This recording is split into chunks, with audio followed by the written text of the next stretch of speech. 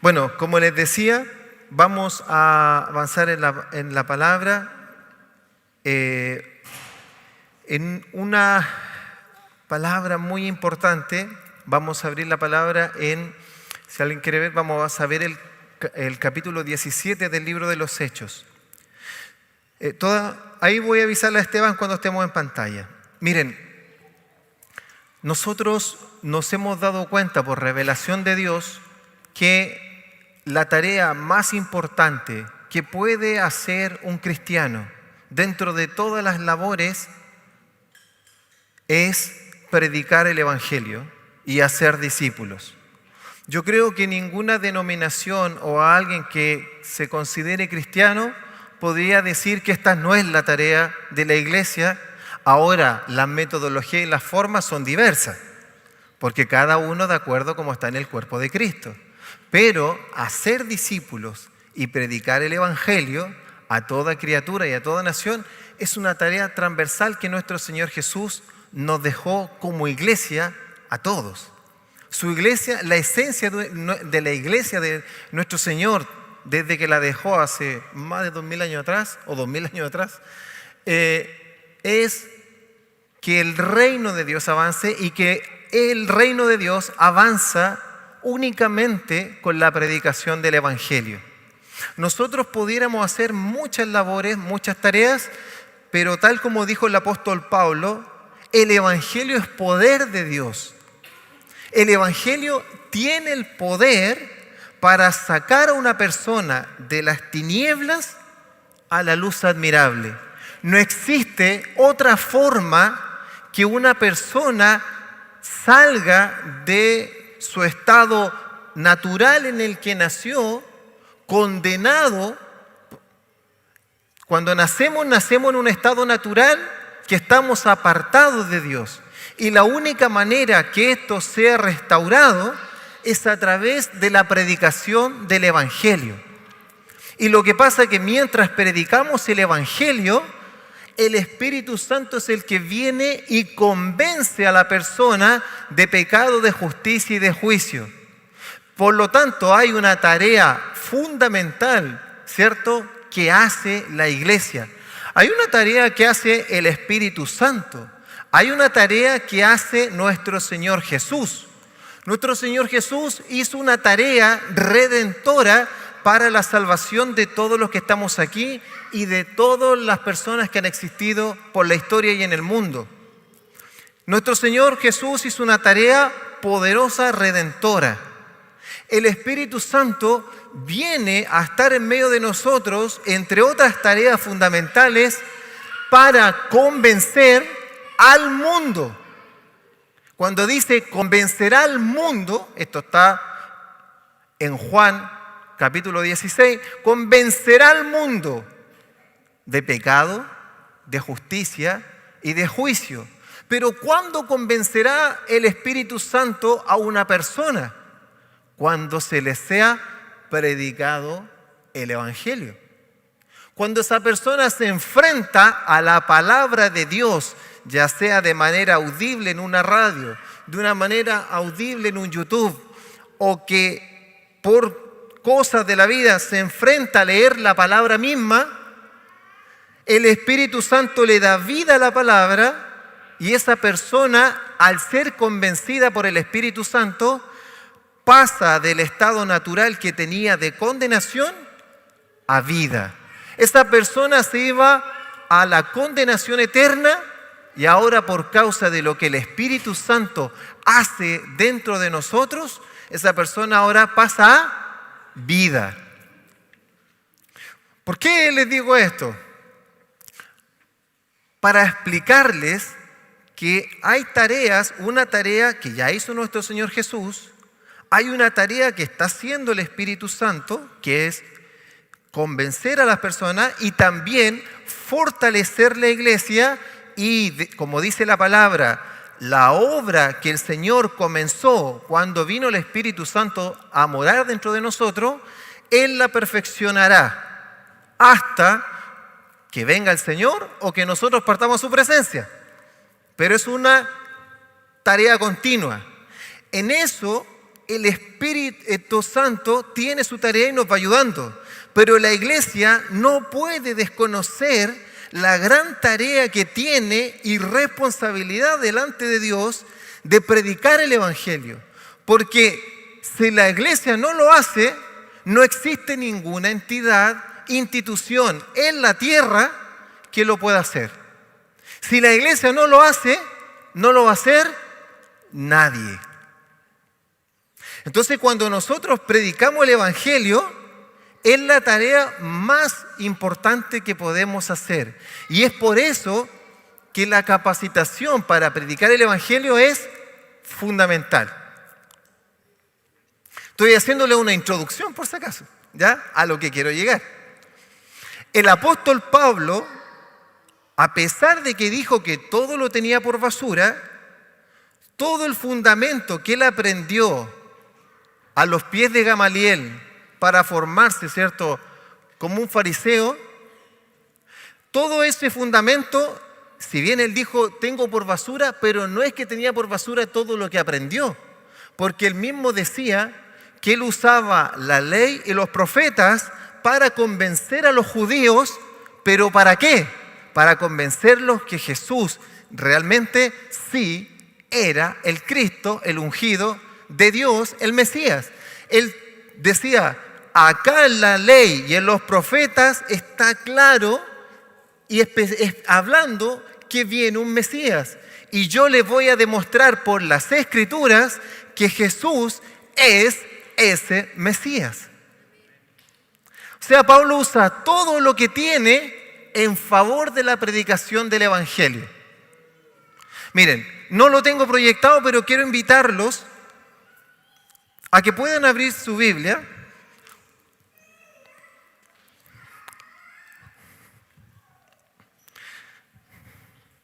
A que puedan abrir su Biblia en Hechos capítulo 28.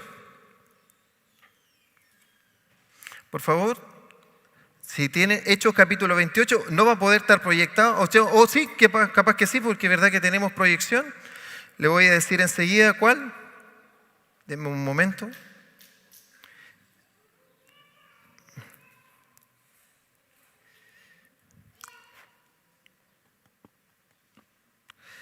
Hechos capítulo 28. Espérenme. Tengo tantas cosas aquí.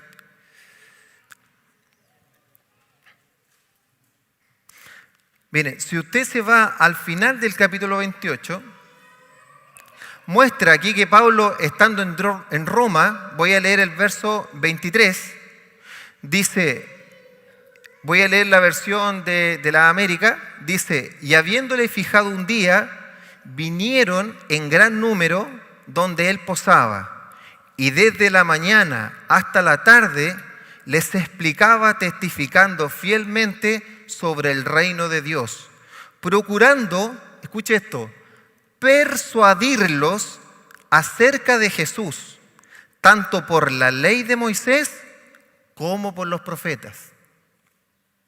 Algunos eran persuadidos con lo que se decía, pero otros no creían. No sé si puede proyectarse eso, 23 y 24. Entonces, esto te muestra que el apóstol Pablo usaba todos sus estudios, todo lo que él conocía de la ley, de los profetas y del Antiguo Testamento para persuadir a los judíos y pudieran creer en el Evangelio y pudieran creer en Jesús. Creyeran que él sí era el Mesías. Y dice más encima la palabra persuadirlos. Dice, y los buscaba persuadir. A veces nosotros decimos, pero ¿cómo vamos a persuadir a alguien? Sí, es la intención persuadirlos y llevarlos al Evangelio y llevarlos al conocimiento de Dios. Parece que no hubo quórum. Ya. Dice, lo vamos a mostrar rápido. Dice, y desde la mañana hasta la tarde les explicaba, testificando fielmente del reino de Dios y procurando persuadirlo. ¿Y qué usaba para persuadir a los judíos? tanto por la ley de Moisés como por los profetas. Hasta ahí nomás. Entonces cuando alguien dice, pero Pablo desechó toda la ley. No, Pablo desechó que la justificación de la salvación fuera por la ley. Pero Pablo usaba toda la ley y los profetas para persuadir a los judíos que conocían la ley y los profetas, que la ley y los profetas hablaban de Jesús y creyeran en que Jesús era el ungido para que recibieran salvación y vida eterna. Por eso Pablo decía, al judío, judío, y al griego, griego. Amén. Ya. Ahora vamos a entrar en la palabra. ¿Puedes proyectar, Esteban, por favor?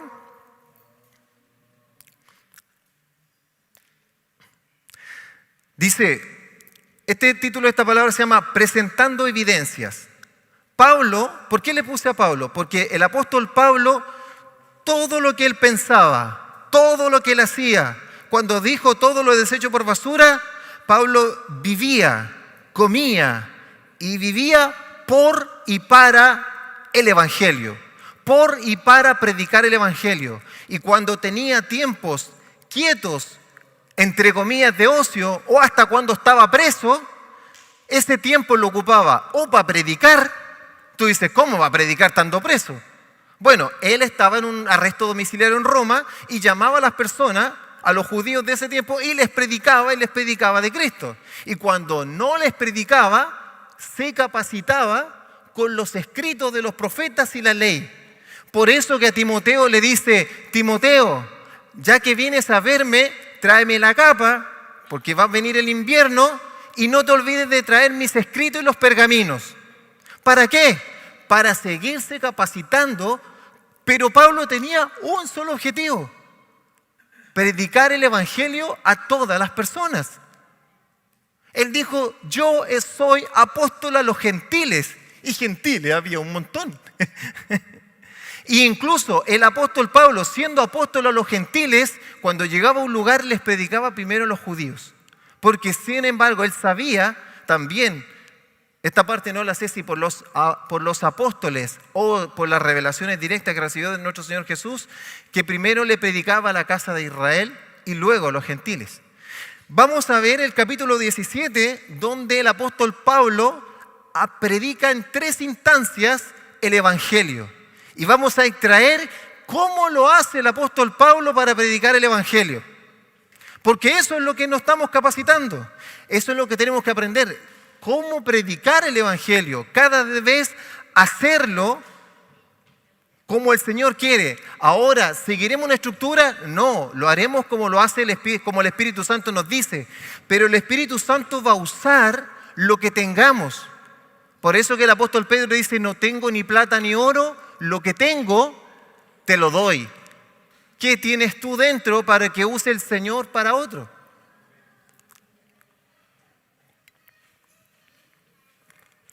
Vamos a ver 17, capítulo 1. Ahora sí podemos proyectar. Dice, esta es la versión Reina Valera 1960.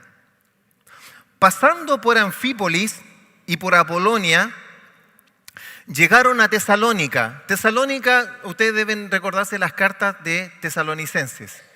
¿Sí? Dice, pasando por Anfípolis y Apolonia, o sea, él recorría muchos lugares.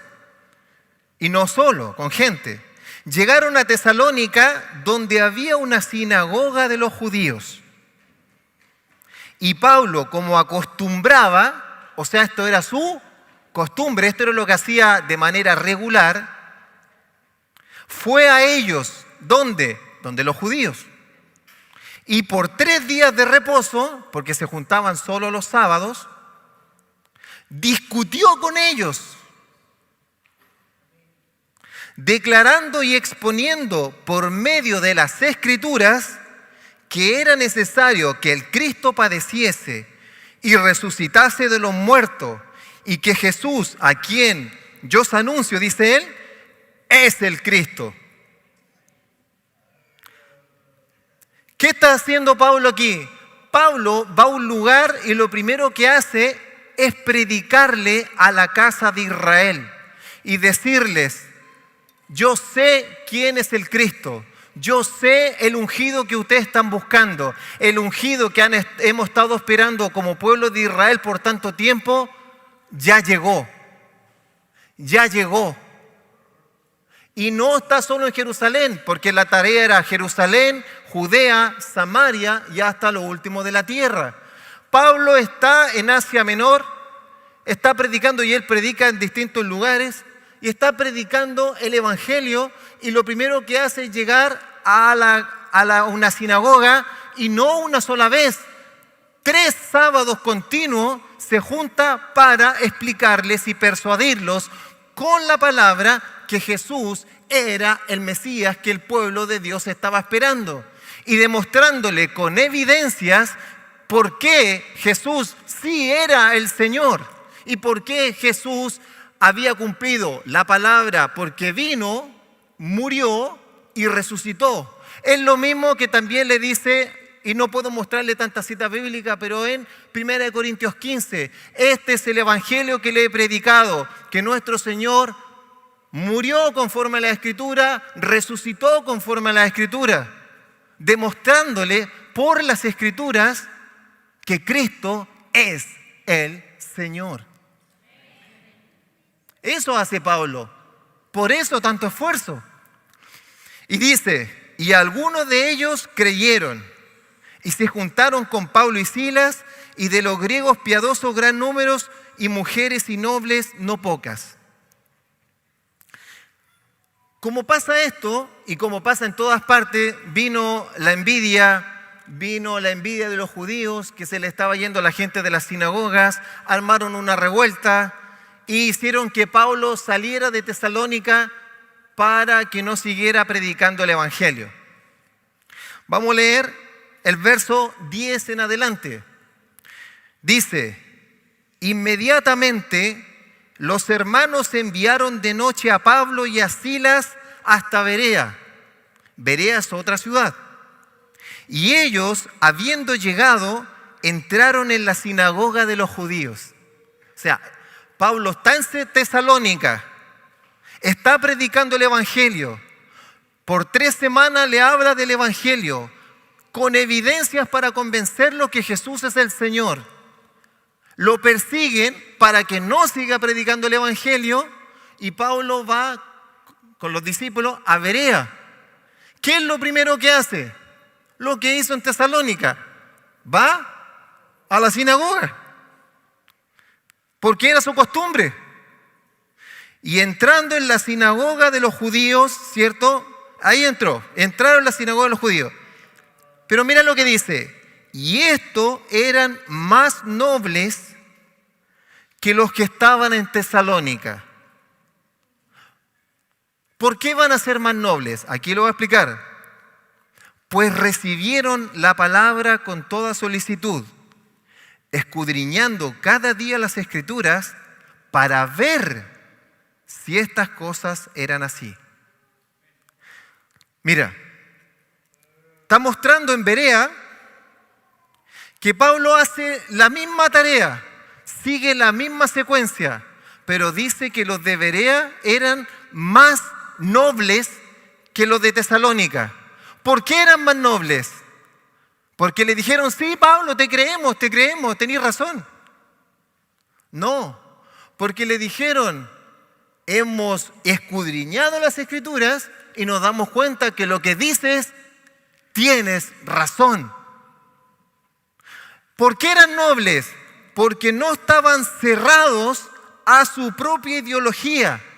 En cambio, los judíos de Tesalónica estaban ensimismados y cegados en su propia doctrina y no tenían ninguna apertura a lo que Dios quisiera hacer en ese momento.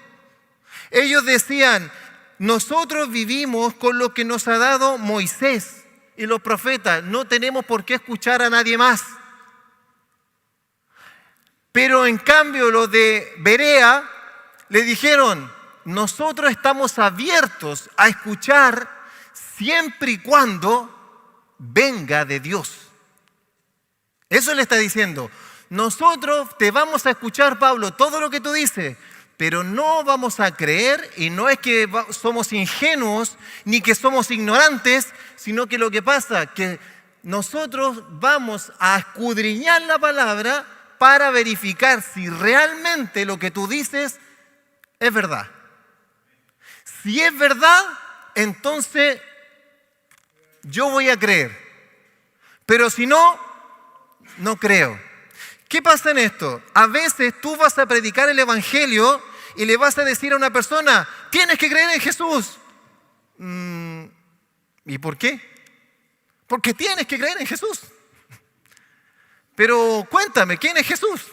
El que murió en la cruz, pues ¿cómo no sabes si todos lo saben en Semana Santa?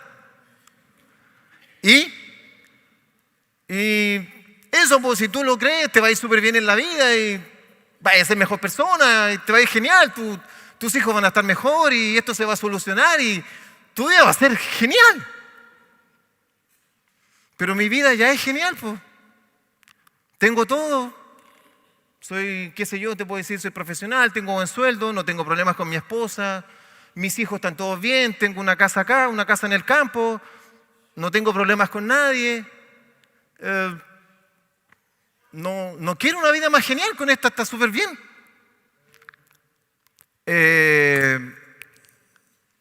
Pucha, a ver cómo te sigo predicando.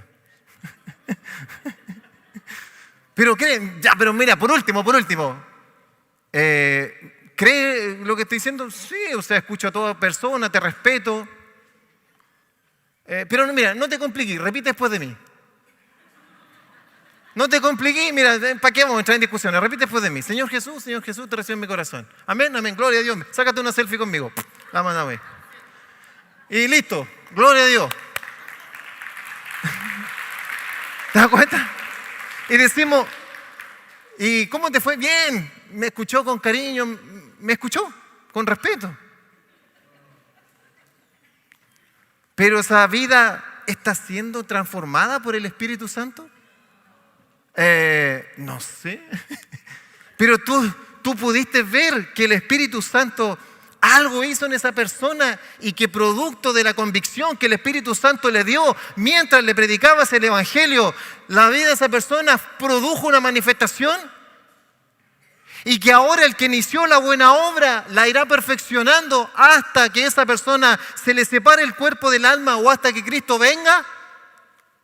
Esa persona ahora quiere vivir conforme a los preceptos de Dios, aunque es un pequeño en la fe, pero ahora quiere vivir conforme a la palabra de Dios y no quiere pecar más, sino que quiere vivir conforme a la palabra y al testimonio de Dios. No tengo idea. Entonces, querido, no pasó nada. ¿De verdad no pasó nada? No, te escuchó con respeto, es un primer acercamiento. Pero Pablo se dedicaba una semana, otra semana y otra semana. Y a veces algunos creían y otros decían, mira Pablo, estamos de acuerdo siempre y cuando la Escritura lo diga. Obviamente que algunos van a saber de la Escritura o más y otros no saben nada. Por eso que al griego griego y al judío judío. Pero nosotros no podemos rebajar el Evangelio para sentirnos mejor. De que salimos a predicar y nos sentimos mejor porque por último nos escucharon. No podemos rebajar el Evangelio porque el Evangelio es poder. Porque el Evangelio es poder. Es poder de Dios para transformar las vidas y sacarlo de las tinieblas, de la condenación a la vida eterna. Tiene poder. Y cuando yo predico, debo saber que cuando lo predico, como el Señor me dice, el Espíritu Santo es el que está obrando en la persona para la regeneración. Y el mismo Espíritu que comenzó esa obra la irá perfeccionando. Por eso que Pablo tenía claridad y lo mismo que hacía en Tesalónica lo hizo en Berea. Aquí obviamente pasó en el último versículo, dice, y cuando los judíos de Tesalónica, que era una ciudad que estaba cerca con Berea, supieron que también en Berea era anunciada la palabra de Dios por Pablo, fueron allá y también alborotaron las multitudes. O sea, persecución y problema por predicar el Evangelio, van a haber muchos. Pero nosotros tenemos que mantener la convicción y la confianza que el Evangelio es lo que produce la salvación de una persona y es lo que a nosotros nos hace crecer en la fe hasta que tengamos que ir a la presencia del Señor. El Evangelio es el gran mensaje de la Biblia. Ese es el gran mensaje. Leamos el verso 16. Aquí viene una predicación en Atenas. El capítulo 17. Estamos leyendo solo el capítulo 17 del libro de Hechos. Voy a leerle desde el verso 16 en adelante. Mientras Pablo esperaba en Atenas, su espíritu se enardecía viendo la ciudad entregada a la idolatría. Pablo viene arrancando y lo hacen cruzar, navegando hacia Atenas, hacia Grecia. Pasa de Tesalónica y Berea, que están hacia Menor, pasa para el otro lado. Y cuando llega, está esperando a los discípulos que andaban con él, y mientras los espera, está mirando la ciudad. Y dice que se enardecía viendo la ciudad entregada a la idolatría. Y mira lo que él hace. Así que discutía, ¿dónde? En la sinagoga con los judíos y los piadosos, pero aquí agrega, y en la plaza cada día con los que concurrían. ¿Por qué? Porque el sistema de vida en Grecia era distinto. Y algunos filósofos, aquí ya estamos entrando en una parte más racional y de la cabeza. Aquí no solo le está hablando a judíos, le está hablando a gente filósofa, gente como de alta capacitación y estudios de la época de ahora. Y dice, y algunos filósofos de los epicúreos y de los estoicos, que eran dos ramas filosóficas de ese tiempo, disputaban con él. Y unos decían, ¿qué querrá decir este palabrero? Este charlatán. Y otros dice, parece que es un predicador de nuevos dioses, porque les predicaba el evangelio de Jesús y de la resurrección. ¿Por qué hace esto Pablo? Porque nuestro evangelio consiste principalmente en la venida, muerte y resurrección de nuestro Señor. Como dijo el apóstol Pablo, si Cristo no resucitó, vana es nuestra fe. Pero como Cristo sí resucitó, entonces tenemos confianza. Y el que nos prometió que nos resucitará en el día postrero lo va a hacer, porque Él es la primicia de la resurrección. Entonces Él predica la resurrección. Él dice, quiero decirte que Jesús es el Cristo. Él vino, murió y resucitó. ¿Sabes qué? El evangelio es más profundo de lo que creemos. Los evangelios, lo que muestran, por eso se llaman los evangelios de Jesús, cuando está Marcos, Mateo, Lucas, ¿cierto? Y Juan, lo que ellos quieren mostrar en esencia, aquí es potente lo voy a decir porque estoy delante del decano, en esencia quieren mostrar el evangelio, y el evangelio es que Jesús vino conforme a la Escritura, que Jesús murió conforme a las Escrituras y que Jesús resucitó conforme a las Escrituras. Y al resucitar conforme a las Escrituras, Él entonces es el ungido de Dios y Él es el Cristo, porque la muerte no lo pudo vencer y en Él se cumplieron todas las profecías. Eso quiere explicar el Evangelio de Jesús. Por eso que en el Evangelio está tratando de mostrar, nació de una virgen. Uno dice, esta es la genealogía. Otro dice, no, sí, no solo nació cuando nació como nosotros. En el principio era el verbo. O sea, Él no solo tiene una genealogía humana. Él en el principio, antes de que existieran todas las cosas, en la eternidad era el verbo. Y el verbo era con Dios y el verbo, ¿cierto?, es Dios. Por eso, porque quiere mostrar de dónde viene nuestro Señor, ya sea en la parte humana o en la parte divina, y mostrar que Él sí vino a la tierra y que sí cumplió conforme a las Escrituras. Sí nació en Belén, sí nació en una virgen y cumplió todas las profecías del Antiguo Testamento, escritas algunas 700 años antes. Y las fue cumpliendo, muchas de ellas, porque otras se quedan por cumplir. Y entonces Pablo, usando eso, dice: este es Jesús. Y es más, nosotros, por eso le dice a los apóstoles: ustedes son testigos porque ustedes son testigos de mi resurrección. Y Jesús dice: pero bienaventurados los que creyeron en mí sin haberme visto. ¿Sin haberme visto qué? Sin haberme visto resucitado. Porque los apóstoles lo vieron como un humano, lo vieron arriba muerto, y que luego lo ponen y el Espíritu del Señor no estaba ahí, estaba solo su cuerpo, pero luego lo ven resucitado. Los apóstoles lo vieron en el cuerpo humano y en el cuerpo glorificado, y son testigos de que Él era el Cristo porque Él venció la muerte y en Él se cumplieron todas las Escrituras. Y nosotros, por la predicación del Evangelio, es que llegamos a esa fe, y por la convicción que pone el Espíritu Santo, que pone dentro de nosotros que esto es real, es que se produce la salvación de cada uno de nosotros sin haberle visto. Predicamos un evangelio en fe. Nadie de nosotros lo vio caminando ni resucitado, pero sí el Espíritu Santo te convence de pecado, de justicia y de juicio, y alguien te predica el evangelio que Jesús es el Señor, y entonces tú crees. Amén. Sigamos.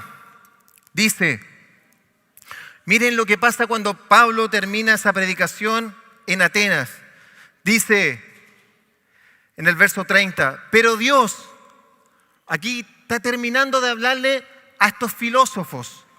Está aquí en el Areópago, donde se exponían las tesis de los filósofos, de los grandes filósofos. Aquí no se ponían en internet, ni se subían en una página, nada. Aquí tenías que ir al Areópago a plantear tu tesis. Él está en la plaza y se interesan por este evangelio y le dicen: ok, todas las tesis nuevas filosóficas se exponen en el Areópago. Ven al Areópago a exponer tu tesis.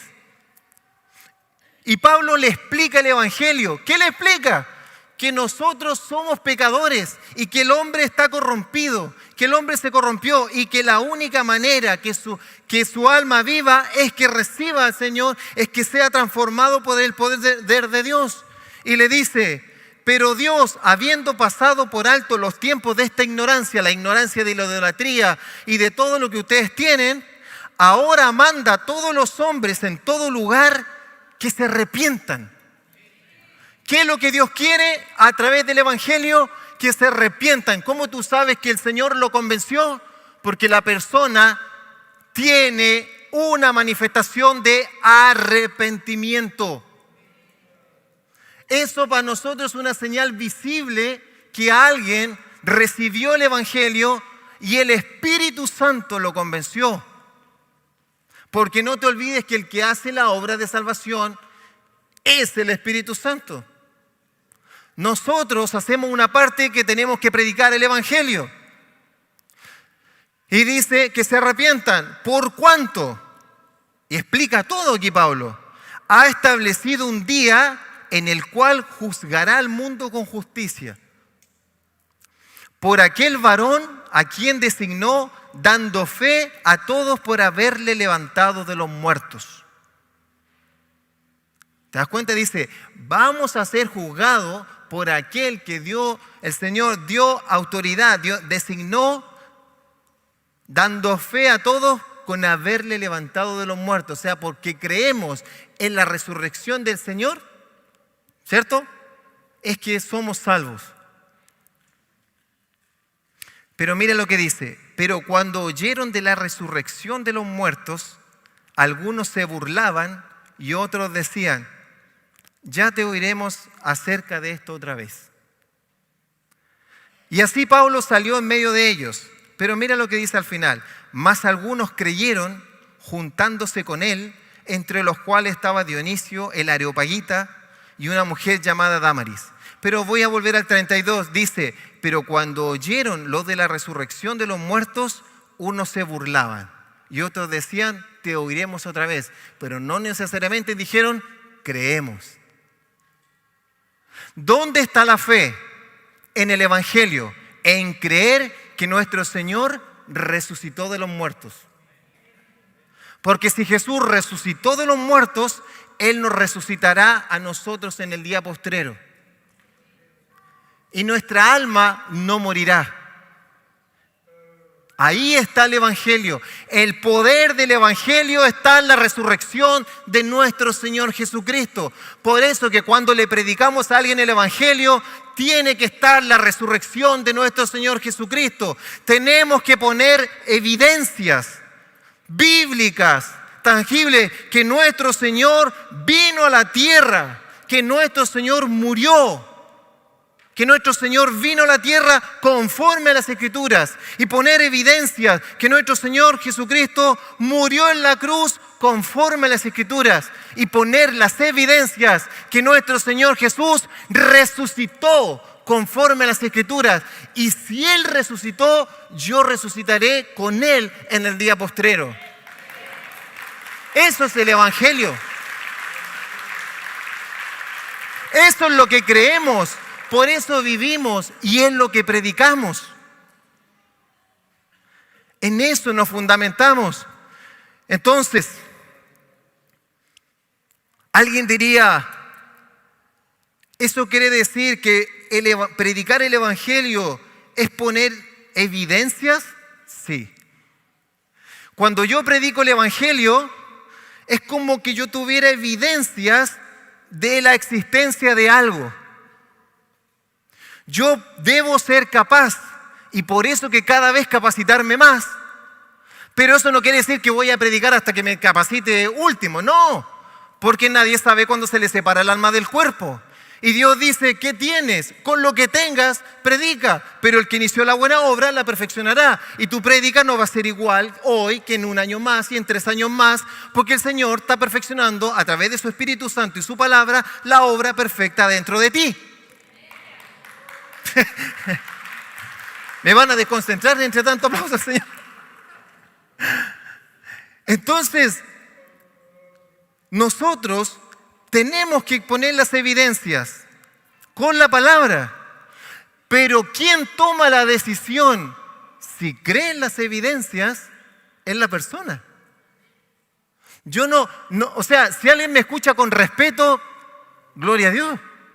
Yo también escucho a muchas personas con respeto porque no los interrumpo, pero no me interesa lo que están hablando. Y tengo absoluto respeto de escucharlos. Pero que alguien me escuche o me escuche con respeto, en realidad no significa mucho.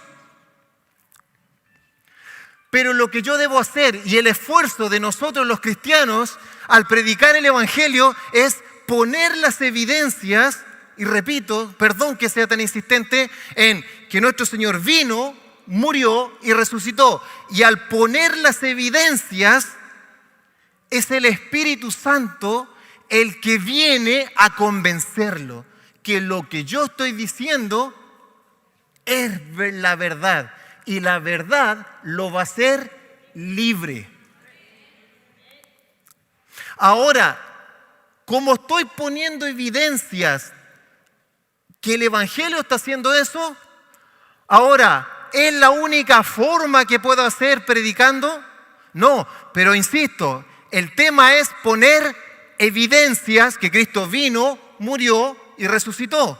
Lo hago a través de la palabra, pero también, pongamos en la palabra siguiente, a través de la obra preciosa del Espíritu Santo, a través de los señales y los milagros.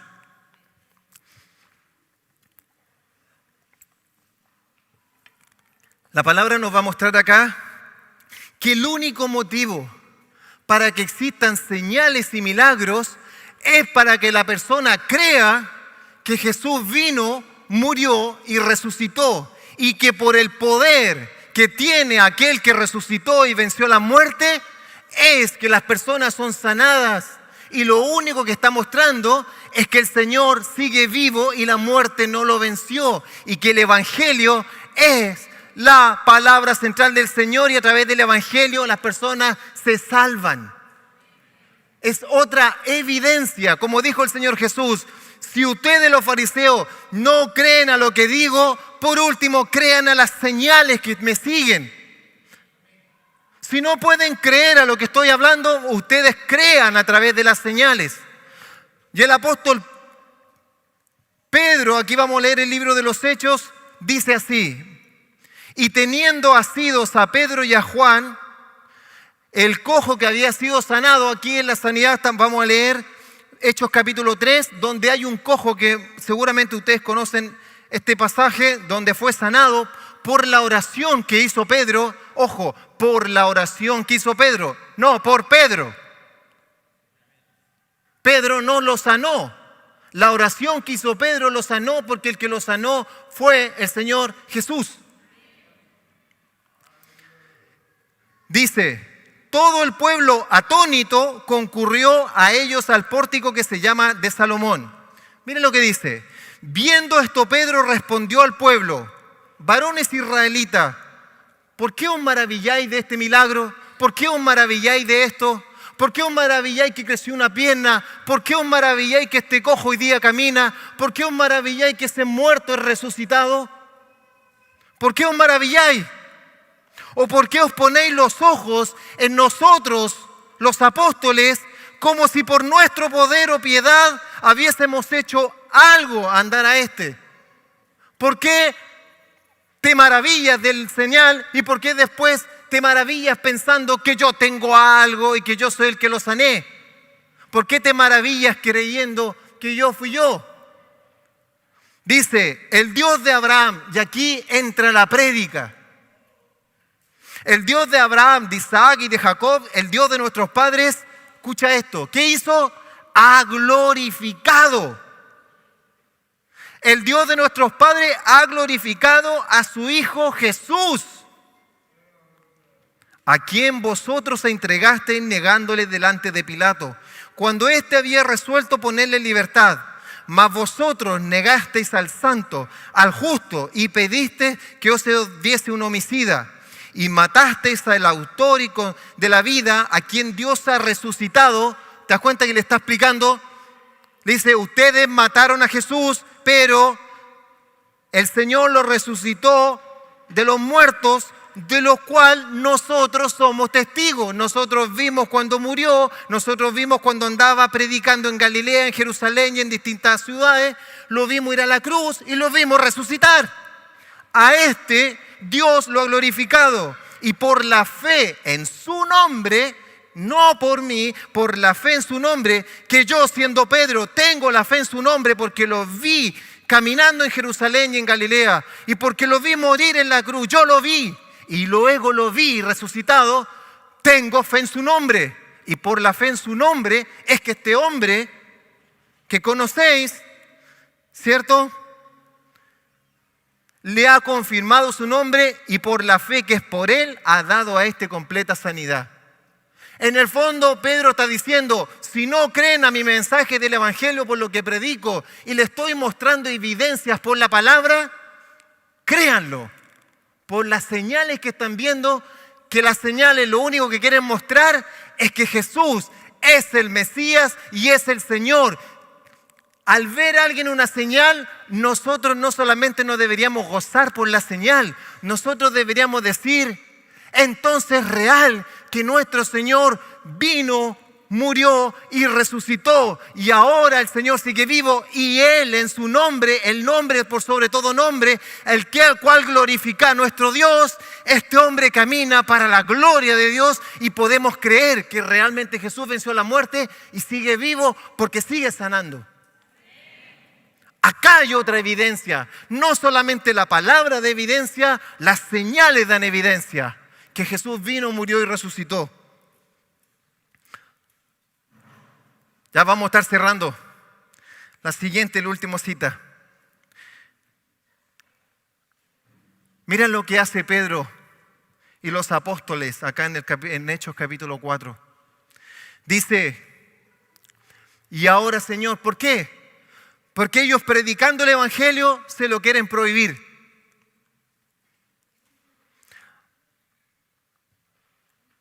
El evangelio es lo más importante. Si hay algo que arde en mi corazón y que quiero que se haga, es que se predique el evangelio. Pero que el Señor nos capacite a fuego para predicar este evangelio. Y ahora, Señor, mira sus amenazas y mira lo que dice: y concede a tus siervos que con todo denuedo hablen tu palabra. En el fondo, prediquen el evangelio, mientras extiendes tu mano para que se hagan sanidades y señales y prodigios mediante el nombre de tu santo Hijo Jesús. La predicación del evangelio quiere glorificar a Jesús. Las señales y los milagros quieren glorificar a Jesús, que Él es el Señor. Cuando hubieron orado, lo que ustedes saben, el lugar que estaban congregados tembló y todos fueron llenos del Espíritu Santo, que a todos les encanta, y hablaban con denuedo. Fueron llenos de Dios. Sí, fueron llenos de Dios. ¿Para qué? ¿Para hacer milagros y campañas evangelísticas que mueran ahí? No, fueron llenos de Dios y del Espíritu Santo. ¿Para qué? ¿Qué dice la última parte del versículo? Y hablaban con denuedo, con valentía, con osadía, con poder, con convicción, con fe y con todo lo que su alma podía dar. Predicaban la palabra, el evangelio del Señor Jesucristo para que oigan y crean y salgan de las tinieblas a la luz admirable. Los apóstoles usaban todos los medios posibles y el único objetivo por el cual pedían milagros y señales era para que el mundo creyera que Jesús es el Señor y fue levantado de los muertos para gloria y salvación de la humanidad. Ese es el evangelio, ese es nuestro Dios, a Él sea toda la gloria. Ese es el poder del evangelio. En eso estamos metidos. En eso somos. En eso estamos metidos. En el evangelio del Señor. Es la más grande obra que un ser humano puede hacer. Y vamos a ver señales y prodigios y milagros. Y como ahí me llegó un sueño de parte de Dios, sin dudar. ¿Y por qué no vamos a dudar? Porque nuestra intención no es que vean algo en nosotros, sino que vean que las evidencias de la palabra las corroboran las señales. Las evidencias de la palabra se corroboran por señales. Si no me crees que Jesús murió y resucitó, entonces dime por qué le creció una pierna. Porque el Señor sigue vivo y quiere que tu alma se salve. Amén. Gloria a Dios, pongámonos en pie. Este es el poder del evangelio. Por eso que el Espíritu Santo hace esta obra en nosotros, regeneradora. Por eso que el Espíritu Santo es el que inicia esta obra. Y Él te quiere capacitar, que tú sepas, tengas claridad, convicción. Porque tu fe se hace madura, tu fe se fortalece. La palabra te fortalece, la fe no solo para darte información, porque la fe viene por el oír la palabra de Dios que glorifica a nuestro Señor. Yo quiero pedirles que así como estamos, usted comience a adorar a nuestro Dios y a clamarle, Señor. Y vamos a decirle: Señor, abre nuestro entendimiento, revélanos tu evangelio cada día más. Revélanos tu evangelio. Y le vamos a clamar y decirle: Señor, y hoy te clamamos todos juntos, los que están en internet y los que están conmigo en este salón. Señor, que mira sus amenazas, Señor. Mira las amenazas de Satanás y de las personas, Señor. Ellos lo que quieren hacer es hacernos callar. Mira las amenazas de aquellos que nos han calumniado diciendo que no amamos el evangelio. Mira sus amenazas, Señor. Pero, Señor, te clamamos que nos des denuedo, que nos des valentía, que nos dé osadía, que aumente nuestra fe. No hagas crecer, Señor, para predicar tu precioso y poderoso evangelio. Señor, danos denuedo, danos valentía. Y Señor, te clamamos que mientras predicamos el evangelio, tus señales, tus milagros, tus prodigios respalden, Señor, la predicación. Señor, que vengan a ser una evidencia que nuestro Señor Jesús vino, murió y resucitó, y que Él está en el trono y que tiene toda la autoridad y el poder, y que Él, Señor, se glorifica en medio de su pueblo, y que el evangelio, Señor, tiene el poder para dar la vida eterna en conjunto con la obra del Espíritu Santo. Señor, a ti sea toda la gloria. Abre nuestro entendimiento, enamóranos más de ti. A ti sea toda la gloria, toda la honra, toda la alabanza, Señor, por los siglos de los siglos. Amén. Gloria a Dios.